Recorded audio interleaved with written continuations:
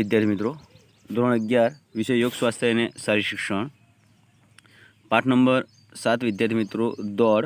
ધોરણ 9માં 10માં પણ આપણે દોડ વિશે થોડું માર્ગદર્શન મેળવી ચૂક્યા છે વિદ્યાર્થી મિત્રો, અને ધોરણ 11માં પણ દોડ વિશે થોડું માર્ગદર્શન વધારે મેળવીશું. દોડવું, કૂદવું, ફેંકવું, ચડવું, ઉતરવું વગેરે માનવીની સાહજિક પ્રવૃત્તિઓ છે.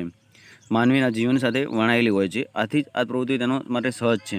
સમયાંતરે આ પ્રવૃત્તિમાં પરિવર્તન આવતું ગયું અને એક સમય એવો આવ્યો કે કુદરતી ક્રિયાઓને માપવા, મૂલવવા અને વિકસાવવા માટે હરીફાઈનું સ્વરૂપ આપવામાં આવ્યું. આ પ્રવૃત્તિને સ્પર્ધા યોજવાનો મુખ્ય હેતુ સ્પર્ધા દ્વારા આનંદ અને સાહસિકતાનો ગુણો વિકસાવવા સાથેનો શરીર સૌષ્ઠવ કેળવવાનો છે. દોડવાની પ્રવૃત્તિ આમ જોઈએ તો ઘણા સમયથી જુદી જુદી સ્પર્ધાઓના રૂપે જોવા મળતી, પરંતુ પ્રાચીન અને અર્વાચીન ઓલિમ્પિક ખેલકૂદ પ્રવૃત્તિનું વિશેષ મહત્વ મળે, જેને કારણે પ્રવૃત્તિના જુદા જુદા સ્તરે યોજવાની શરૂઆત થઈ અને ત્યારબાદ આંતરરાષ્ટ્રીય સ્પર્ધાઓમાં તેને મોખરાનું સ્થાન મળેલ છે. ધોરણ 11ના અભ્યાસક્રમમાં લાંબી કૂદ, લાંબી દોડ, ક્રોસ કન્ટ્રી અને વિઘ્ન દોડનો સમાવેશ કરવામાં આવ્યો છે. આ દોડ વિશે વિગતવાર આપણે માહિતી મેળવીશું વિદ્યાર્થી મિત્રો. લાંબા અંતરની દોડમાં 3000 મીટરની દોડ હોય છે વિદ્યાર્થી મિત્રો. હવે આપણે વાત કરીશું લાંબી દોડ. લાંબા અંતરની દોડમાં પ્રમાણ વધારે સહનશક્તિ માંગી લે છે. 5000 થી 10000 મીટર દોડનો સમાવેશ થાય છે. ધોરણ 11ના બાળકોની ઉંમરની વ્યક્તિને ધ્યાનમાં રાખીને 3000 મીટર દોડ લાંબા અંતરની દોડનો સમાવેશ કરવામાં આવે છે. લાંબા અંતરની દોડમાં ખેલાડીનું શરીર પ્રમાણમાં પાતળું, સશક્ત હોવું જોઈએ. દૃઢ નિશ્ચય શક્તિ, આત્મવિશ્વાસ હોવો જોઈએ. લાંબા અંતરની મીટરની 3000 મીટર દોડમાં વિશેષ વિગતો નીચે મુજબ આપણે મેળવીશું. 3 અંગો છે. એક પ્રસ્થાન, દોડ કદમો અને વિજય રેખા ઓળંગવી. તો હવે આપણે વાત કરશું પ્રસ્થાન વિશે વિદ્યાર્થી મિત્રો. પ્રસ્થાન સામાન્ય રીતે લાંબા અંતરની દોડમાં શરૂઆત કરવા માટે ખડા પ્રસ્થાનનો ઉપયોગ કરવામાં આવે છે. ખેલાડી વચ્ચે અનુકૂળ પ્રમાણે અંતર રાખી મજબૂત પગ પ્રસ્થાન રેખાને સ્પર્શ નહીં તે રીતે પ્રસ્થાન રેખાની પાછળ શરીરને મોટા વજન પગ મૂકે રાખશે. બંને હાથની ક્રિયાની સ્થિતિમાં શરીર આગળ તરફ સમતોલન જળવાઈ રહે તે રીતે ઝૂકેલું અને પોતાની જ દોડ ગલીમાં આગળ રાખવાનું રહેશે. એ મનને એકાગ્ર સ્પર્ધામાં કેન્દ્રિત કરી ક્લેપરના વિસ્તૃત અવાજથી સાંભળવાની સાથે જ દોડવાની શરૂ કરશે.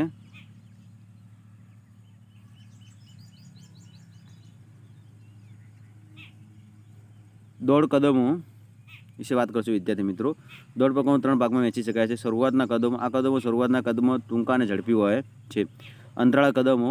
અંતરાળ કદમો સામાન્ય રીતે ટૂંકી અને મધ્યમ દોડમાં લેવામાં આવતા અંતરાળ કદમો જેમ કદમોની શરીરની સ્થિતિ રહે છે, તેમજ કદમો વખતે 2 કદમ વચ્ચેનું અંતર વધતું જાય છે. શરીરના ઝૂકવા ઓછો થતો જાય છે. ઝડપી કદમો. લાંબા અંતરની દોડમાં સૌથી ઝડપી કદમો ઓછામાં ઓછી શક્તિનો વ્યય થાય તે રીતે લેવામાં આવે છે. શરીરને સ્નાયુ જકડાયેલા ન રાખતા કુદરતી સ્થિતિમાં ઢીલા રાખવા જોઈએ. કદમો તાલબદ્ધ હોવા જોઈએ અને દોડતી વખતે નીચેની બાબતો ધ્યાનમાં રાખવી જોઈએ. એક, ધડ લગભગ 5 થી 9 અંશના ખૂણે આગળ તરફ ઝૂકેલો હોવો જોઈએ.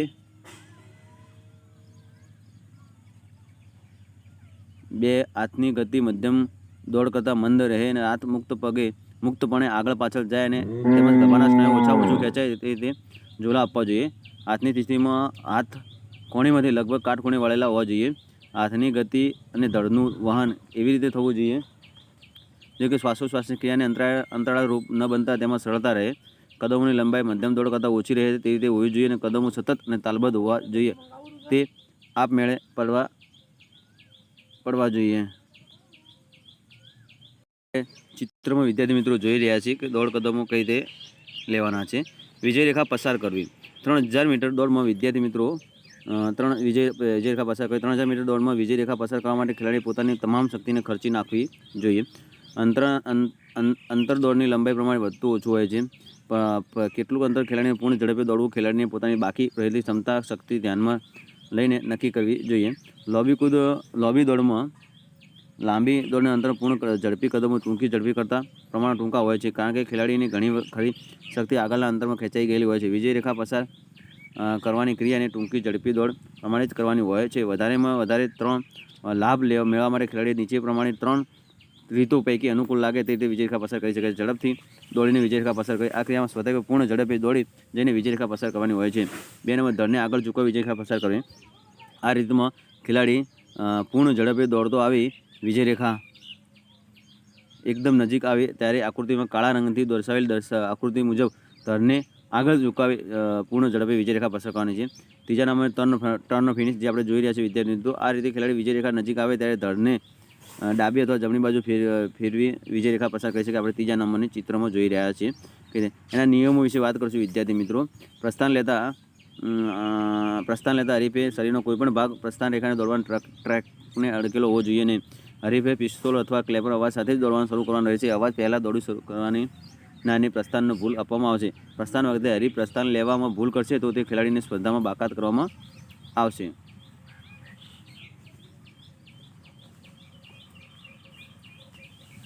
વિજયરેખાનો ટોર્સા વડે પસાર કરવાની હોય છે. હરીફે છાતી પીઠ ઉપર સ્પષ્ટ જોઈ શકાય તેવી રીતે પોતાનો હરીફનો નંબર લગાડવાનો છે. દોડની સ્પર્ધામાં ટ્રેક છોડી જનાર હરીફ ફરીથી સ્પર્ધામાં દાખલ થઈ શકતો નથી. સ્પર્ધા વખતે નશો માદક પીણાનો ઉપયોગ કરનાર હરીફ સ્પર્ધામાં ભાગ લઈ શકતો નથી. આ દોડમાં હરીફ આગળના હરીફને આંબવા માટેની તેની જમણી બાજુએથી અંતર રાખીને આગળ થવું જોઈએ. દરેક સ્થાન માટે 3 સમય પંચ ઘડિયાળ સાથે રહે છે. જ્યારે ત્રણેય ઘડિયાળ સરખો સમય ના બતાવે ત્યારે નીચે પ્રમાણભૂત સમય નોંધવામાં આવશે.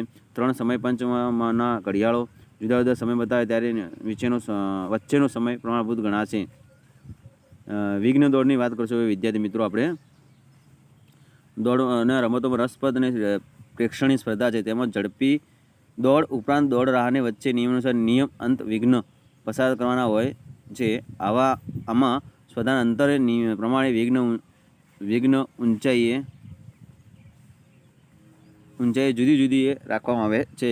વિઘ્ન દોડના નિયમો મુખ્યત્વે સ્પર્ધા માટે અંતર નીચે પ્રમાણે છે. પુરુષો માટે 110 મીટરથી 400 મીટર, સ્ત્રીઓ માટે 100 મીટરથી 400 મીટર. તમામ સ્પર્ધાઓમાં પ્રત્યેક હરીફે 10 વિઘ્નો પસાર કરવામાં હોય છે. તમામ સ્પર્ધાઓમાં પ્રત્યેક હરીફે પોતાની ગલીમાં જ દોડવાનું ફરજિયાત છે. જો કોઈ હરીફ અન્યની ગલીનું વિઘ્ન ઓળંગે તેનો પગ વિઘ્નના આડા પાટિયા નીચે લગાવે ઈરાદાપૂર્વક થાય કે પગ વિઘ્ન પાડી નાખે તો એવા હરીફને સ્પર્ધામાંથી બાકાત કરવામાં આવે છે. સ્પર્ધાની દરમિયાન કોઈ હરીફના પગ ઉપર દર્શાવ્યા સિવાય અને આકસ્મિક સ્થિતિમાં વિઘ્નને અડકે અને વિઘ્ન પડી જાય તો સંજોગોમાં હરીફને સ્પર્ધામાં બાકાત કરવામાં આવતો નથી. ઉપરાંત તેને 9 આંક સ્થાપે તો આંક સ્વીકારવામાં આવે છે. વિઘ્ન દોડમાં સ્પર્ધા જે તે ગલીમાં 10 વિઘ્નો આંતરરાષ્ટ્રીય ખેલકૂદ મહાસંઘની સ્વીકૃત માપન ધોરણો અનુસાર હોય તો 9 અંક વિક્રમ સ્વીકારવામાં આવશે. 100 મીટર અને 400 મીટર દોડ સ્પર્ધાના પ્રસ્થાન અને વિજયરેખા ઉપર તમામ નિયમોની વિઘ્ન દોડની સ્પર્ધામાં પણ લાગુ પડે છે. મેદાનની વાત કરીશું વિદ્યાર્થી મિત્રો. મેદાનમાં વિઘ્ન દોડની સ્પર્ધામાં 400 મીટર ટ્રેક ઉપર નિશ્ચિત અંતરે વિઘ્નો ઊભા કરીને યોજવામાં આવે છે. અને દરેક ગલીમાં 10 વિઘ્નોની કોષ્ટક દસ્તામાં આ અંતરે ગોઠવવાના આવે છે. આપણે વાત કરીશું વિદ્યાર્થી મિત્રો કઈ રીતે ગોઠવવાના હોય છે 10 વિઘ્નો. કોષ્ટક આપણને આપવાનું છે. જાતિ એટલે પુરુષ સ્ત્રી દોડનું અંતર કેટલું હોય છે, વિઘ્નની ઊંચાઈ કેટલી હોય છે, પ્રસ્થાન રેખાની પ્રથમ વિઘ્નોનું અંતર કેટલું હોય છે અને 2 પાસેના વિઘ્નોનું અંચેનું અંતર કેટલું હોય છે અને અંતિમ વિઘ્ન અને વિજય રેખા વચ્ચેનું કેટલું અંતર હોય છે. પુરુષો માટે 110 મીટર વિઘ્ન દોડની વાત કરીએ તો એની વિઘ્નની ઊંચાઈ 1.067 મીટર હોય છે. પ્રથમ પ્રસ્થાનથી પ્રથમ વિઘ્ન 13.72 હોય છે. બીજા બધા 9.14ના વચ્ચે હોય છે. છેલ્લું વિઘ્ન જે વિજય રેખાથી છેલ્લું વિઘ્ન હોય છે વિજય રેખા પહેલાં એ 14.02 મીટરે દૂર હોય છે. 400 મીટરના ટ્રેકની વાત કરીએ તો પુરુષોમાં 400 મીટર દોડમાં ટ્રેકની વાત કરીએ તેની અંદર વિઘ્નની ઊંચાઈ 0.914 મીટર ઊંચાઈ, 45 મીટર પહેલું વિઘ્ન 45 મીટર હોય છે. બીજા બધા વિઘ્નો 35 મીટર હોય છે. જ્યારે પ્રસ્થાન રેખાથી વિજય રેખાથી પહેલાં જે આવે છે એ 40 મીટર વિજય રેખાથી દૂર રાખવામાં આવેલો છે. સ્ત્રીઓ માટે 100 મીટર દોડ ઊંચાઈ એની 0.840 મીટર, વિઘ્નની પ્રસ્થાનથી પહેલું વિઘ્ન 13 મીટર, બીજા બધા 8.50 મીટરના દૂર હોય છે અને છેલ્લું વિઘ્ન વિજય રેખાથી 10.50 મીટર હોય છે. સ્ત્રીઓ માટે 400 મીટર દોડની વાત કરીએ વિઘ્ન દોડમાં તો પહેલું વિઘ્ન 0.762 મીટર, પ્રસ્થાનથી પહેલું વિઘ્ન 45 મીટર, બીજા બધા વિઘ્નો 35 મીટરના અને છેલ્લું વિઘ્ન વિજય રેખાથી 40 મીટર દૂર રાખવામાં આવે છે. દોડ માર્ગના ટ્રેક ગલીમાં વિઘ્ન જમીન પર ટેકો સ્પર્ધા આવવાની દિશામાં રહે તેમ વિઘ્નો ગોઠવવામાં આવે છે. વિઘ્નનું માપ વિઘ્નની ઊંચાઈ પુરુષો માટે 110 મીટર અને મીટરમાં 1.067, સ્ત્રીઓ માટે 100 મીટરમાં 0.840 મીટર રાખવામાં આવે છે. વિઘ્નમાં પહોળાઈ વધુમાં વધુ 1.20 મીટર હોય છે. વિઘ્નનું કુલ વજન 10 કિલોગ્રામથી ઓછું ન હોવું જોઈએ. વિઘ્ન દોડની શૈલી પ્રસ્થાન સામાન્ય રીતે ટૂંકી ઝડપી દોડની માફક જ ચોખ્ખું પ્રસ્થાન લેવામાં આવે છે. મધ્યમ પ્રસ્થાન અનુકૂળ રહે છે. પહેલું વિઘ્ન પહોંચવું પ્રસ્થાન પછી દોડ શરૂ કરવાના પૂર્ણ ઝડપી લેવાતા 8 થી 10 કદમો ખેલાડી પહેલા વિઘ્ન પહોંચે છે પ્રથમ વિઘ્ન પસાર ખેલાડી પ્રસ્થાન રેખાથી કદમો ગોઠવણી રીતે કરશે અને પ્રથમ વિઘ્ન પાસેનું છેલ્લું કદમ મુખ્ય પગે અને આવે તે મુજબ પગે વિઘ્ન પસાર માટે પગ ઠેક લેશે. આ વખતે મુક્ત પગને તેનાથી વિરુદ્ધ હાથને લંબાવશે. એ વખતે દોડનાર શરીરને દોડની દિશામાં આગળ નમાવશે તથા કમરમાંથી વળેલું રાખશે. જ્યારે તેનું શરીર વિઘ્ન પરથી પસાર થાય ત્યારે ખેલાડી પોતાના ઠેક પગ ઘૂંટણમાંથી એવો રીતે વાળશે કે ઘૂંટણ અને પગની એડી વિઘ્નની ઊંચાઈ જમીનને સમાંતરે તથા ઘૂંટણ ધડને કાટખૂણે રહેશે તેમજ ઘૂંટણ થશે. આપણે આ ચિત્રમાં જોઈ રહ્યા છીએ વિદ્યાર્થી મિત્રો વિઘ્ન કઈ રીતનું હોય છે. વિઘ્ન દોડ માટેનું વિઘ્ન આપણે મૂકીએ છીએ એ કઈ રીતનું હોય છે, એની કેટલી મીટર કેટલી ઊંચાઈ શું આપણે ચિત્રમાં જોઈ રહ્યા છીએ. વાત કરશું વિદ્યાર્થી મિત્રો વચ્ચેનો વિઘ્ન ઓળંગવાનો માટેના કદમો. તો વચ્ચેના વિઘ્નો ઓળંગવા માટે ખેલાડી ઘૂંટણમાંથી વાળેલા પગ મજબૂત આગળ લંબાવી મૂકે છે. ઉત્તરાયણ પંજા પર કરશે ને 2 વિઘ્નો વચ્ચેના કદમોની શરૂઆત થાય છે. વિઘ્નો વચ્ચે ટૂંકા અંતરના આવા 3 કદમો અને વિઘ્નો વચ્ચેના લાંબા અંતરમાં આવતા 7 કદમો ભરી દોડનાર બીજા વિઘ્ન પસાર કરવા તૈયાર થાય છે. તેમાં ઠેક અને ઉત્તરાયણ વચ્ચેનું અંતર છેવટે સુધી પહેલાંની માફક રહે છે. મુખ્ય પગની ક્રિયા તો આપણે ચિત્રમાં જોઈ રહ્યા છીએ વિદ્યાર્થી મિત્રો કઈ રીતે વિઘ્ન કૂદવાનું છે. મુખ્ય પગની ક્રિયા દોરી પ્રસ્થાન લેખાથી કદમોની ગોઠવણી કેવી રીતે કરશે કે પ્રથમ વિઘ્ન પાસેનું છેલ્લું કદમ મુખ્ય પગે આવે અને તે જ રીતે પગે વિઘ્ન પસાર કરવા માટે પગ ઠેક લેશે.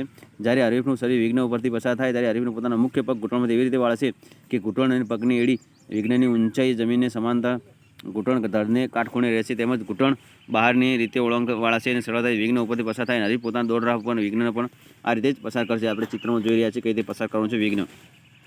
પાછળના મુક્ત પગની ક્રિયા પ્રથમ વિઘ્ન નજીક આવતા વિઘ્ન પસાર કરવા માટે મુખ્ય પગ વડે ઠેક લે છે. ત્યાર પાછલો મુક્ત પગ તેનાથી વિરુદ્ધ દિશામાં હાથ આગળ લંબાવશે. શરીરની કમરમાંથી દોડની દિશામાં આગળ ઝુકાવશે અને જ્યારે હરીફનું શરીર વિઘ્ન ઉપરથી કેવી રીતે પસાર થાય છે પાછલા મુક્ત પગને જાંઘ વિઘ્ન પર નજીકથી પસાર થશે અને પાછલા મુક્ત પગ પર ઉતરાણ કરશે. અન્ય વિઘ્નો પણ આમ જ પસાર કરશે. હાથની ક્રિયા હાથની ગતિ ટૂંકી મધ્યમ દોડ મુજબ રહેશે. હાથ મુક્તપણે આગળ પાછળ જાય છે. વિઘ્ન પસાર કરતી વખતે ખભાના સ્નાયુઓ વધુમાં વધુ ખેંચી ઝોલા આપી ઉછાળ શક્તિ મેળવે છે. પાછળનો હાથ કોણીમાંથી લગભગ કાટખૂણે વળેલો આગળનો ટૂંકી મધ્યમ દોડ મુજબ રાખવો જોઈએ. હાથની ગતિને દળ વહન એવી રીતે થવા જોઈએ કે વધુ ગતિ મેળવી શકાય. છાતી અને પીઠની સ્થિતિ જ્યારે ખેલાડી વિઘ્ન પસાર કરશે ત્યારે શરીરની દોડની દિશામાં આગળ નમાવશે તથા શરીર કમરમાંથી વળેલું રાખશે. આ વખતે ખેલાડીની છાતી મુક્ત પગ લગભગ મેદાનને સમાંતર સ્થિતિમાં આવશે. પીઠ આકાશ તરફ રહેશે. મુખ્ય પગ જ્યારે વિઘ્ન પસાર ઘૂંટણમાંથી વળશે ત્યારે ખેલાડીનું શરીરની પીઠ કાટખૂણે રહેશે. ક્રોસ કન્ટ્રીની વાત કરશું વિદ્યાર્થી મિત્રો. ક્રોસ કન્ટ્રી એક લાંબા અંતરની પ્રકારની દોડ છે. દુનિયામાં લગભગ બધા જ દેશોમાં પ્રચલિત છે. આ સ્પર્ધામાં દોડ ધરાવતા વિવિધ પ્રકારના શારીરિક ક્ષમતાના તત્વો તેના વિકસાવી શકાય છે. જેમ કે ખેલાડીની શરીર સ્ફૂર્તિ, નમ્યતા, સ્નાયુ શક્તિ, સહનશક્તિની ફેફસાની શ્વસન શક્તિ વિકાસ માટે ઘણી જ ઉપયોગી છે. આ પ્રકારની દોડ ખુલ્લા મેદાનમાં, સડક ઉપર, વાંકા ચૂકા જંગલો, રસ્તા ઉપર, નાની મોટી ટેકરી ઉપર પ્રકારની દોડ કરવામાં આવે છે. દોડમાર્ગની રચના ક્રોસ કન્ટ્રી દોડવા માટે શરૂઆતમાં અંતમાં 1500થી 2000 મીટર સીધો હોવો જોઈએ જેથી કરીને શરૂઆતના સ્પર્ધકોને અથડામણ તળાવવા અંતમાં અધિકારીઓની વિજેતા નક્કી કરવામાં સરળતા રહે છે. સ્પર્ધકે છેલ્લી દોડ ઝડપથી પૂર્ણ કરી શકે છે. દોડમાર્ગની વચ્ચે આ ભાગમાં કુદરતી અડચણો જેવી કે ચઢાવ, તળાવ, રેતી, પથરાળ જેનો સમાવેશ કરવા દોડમાર્ગમાં જાહેર રસ્તા આવતા જોઈએ નહીં. નિયમોની વાત કરું છું ટીમ ચેમ્પિયનશિપ માટે IAAF international association of athletics federation દ્વારા નીચે મુજબની અંતરની ક્રોસ કન્ટ્રી સ્પર્ધાઓનું આયોજન કરવામાં આવે છે. ભાઈઓ માટે લાંબા અંતરની દોડ તો 12 કિલોમીટર હોય છે. ભાઈઓ અને માટે ટૂંકી દોડ માર્ગ 4 કિલોમીટર, ભાઈઓ જુનિયર 8 કિલોમીટર, બહેનો માટે લાંબા માર્ગ માટેની દોડ છે 8 કિલોમીટર, બહેનો માટે ટૂંકા દોડ માર્ગની 4 કિલોમીટર અને બહેનો માટે 4 કિલોમીટર, બહેનો જુનિયર 6 કિલોમીટર હોય છે. સ્પર્ધાની શરૂઆત પ્રસ્થાન રેખા ઉપરથી સંખ્યા મુજબ ચૂના દ્વારા ખાના દોરવામાં આવે છે. એ દરેક તેમના સભ્યો તેમના ખાનામાં એકબીજા પાછળ ઊભા રહી પ્રસ્થાન લે છે. લોબી દોડમાં આપવામાં આવતા હુકમ મુજબ ક્લેપર વિસ્તૃત અવાજથી પ્રસ્થાન આપવામાં આવે છે. ટીમો ઓછામાં ઓછા 4 વધુમાં વધુ 8 સ્પર્ધકો હોય છે જેમાંથી 6 સ્પર્ધકો જ સ્પર્ધામાં ભાગ લઈ શકે છે. જ્યારે ટીમ વિજેતા નક્કી કરવા માટે ફક્ત 4 જ સ્પર્ધકોને ગુણને ધ્યાનમાં લેવામાં આવે છે. આ સ્પર્ધા પૂરી કરનાર તમામ સ્પર્ધકોને વિજેતા ક્રમ આપવામાં આવે છે. વિજેતા ક્રમ એ તેના ગુણ ગણાય છે. દરેક ટીમમાંથી 4 સ્પર્ધકોને ગુણ સરવાળો કરવામાં આવે છે. તેમાંથી સૌથી ઓછા ગુણ પ્રાપ્ત કરનારને ટીમને વિજેતા ગણવામાં આવે છે. પછી ચડતા ક્રમમાં ગુણના આધારે વિજેતા ક્રમ આપવામાં આવે છે. વિજેતા ક્રમમાં ગાંઠ પડે તો તે ટીમના છેલ્લા સ્પર્ધકે મેળવેલ ગુણની નજીક હશે તેમ વિજેતા ગણાશે. જો વિદ્યાર્થી મિત્રો ચેનલ સબસ્ક્રાઈબ ના કરો, સબસ્ક્રાઈબ કરો, લાઈક કરો અને શેર કરો નવા વિડીયો જોવા માટે.